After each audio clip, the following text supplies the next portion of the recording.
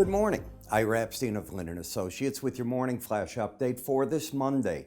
And we are now at June 8th, 2020, and we're just about 9:30 a.m. Took a long walk this morning, and that is why I'm later than normal. But it felt good, I'll tell you. The weather is now gorgeous in Chicago. In the NASDAQ, you can see the down and you see the other indices up. Remember, we have been talking about in this bullish phase of this market that the NASDAQ was the market that ran to the upside. The first market went to all-time highs as well. It's letting others catch up. This is bullish, not bearish action.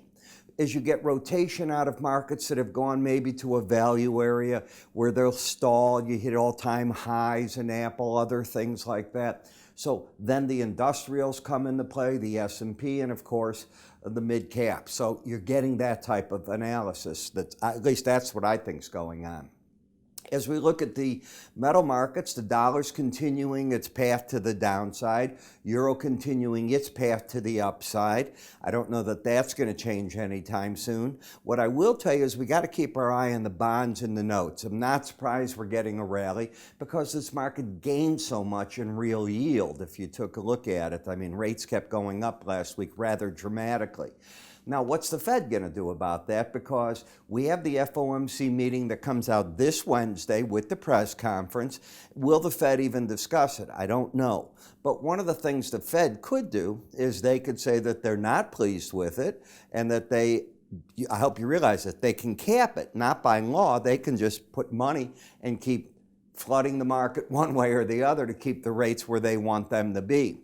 We saw OPEC, and they reached a deal with the OPEC Plus, and the market, instead of up, is down. You figure that one out. But it's the buy the rumor, sell the fact play. Grain markets still sort of mixed. We don't know what to expect out of the U.S.-Chinese trade. That's still going to be a rough one. I know that tomorrow I'll be doing a piece on this for Tic-Toc, and that'll come out about 2 o'clock on Bloomberg. That's their application where you hear all the different parts that people think, and they've charged me with saying basically what do I think what's going on with all that. So I will be talking all this in the marketplace. Might be doing some of it, in fact, this afternoon at 2 o'clock, and then again tomorrow maybe at 8. So I'll be on twice on that.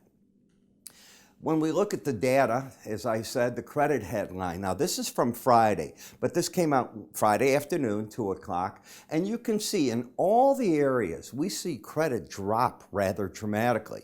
Now, is that a one-off? Is the consumer just sitting and saying, okay, I've bought everything I basically need until I can go out shopping for other goods. I've taken care of the house, blah, blah, blah. Don't know, but it's an interesting number that it all fell. Japanese economic data, it confirms Japan is in what? Japan is in a recession. They have 2 quarters of contraction. OPEC reached its deal, and FOMC, as I said, there's not a lot of economic data today, so don't look for that. It begins again tomorrow. For those that get my twice daily updates on Sunday night, I sent you the whole schedule already as to what this week looks like in that data and what to start expecting. I want to remind you, you see me in the afternoon talk about technical indicators. Well, we have 2 guides that we've put together with our friends at Modern Trader, and it covers how you draw trend lines, moving averages, how do you use them, oscillators such as the slow stochastic. Some people like market sentiment. That used to be a real hot thing that people looked at a decade ago. I don't see that as that good. I like price time. That is the Arun indicator I so often talk about. And of course, options, money management, all these come into play. These are 2 booklets, each about 23 pages long, great explanations. Obviously, each of the stories, they're full of charts. They teach you what's going on. Consider it a neat primer. To get it, just go to our website, go to the free offer, sign up for that. We'll get it in your hands. You can also click up here and that'll come there.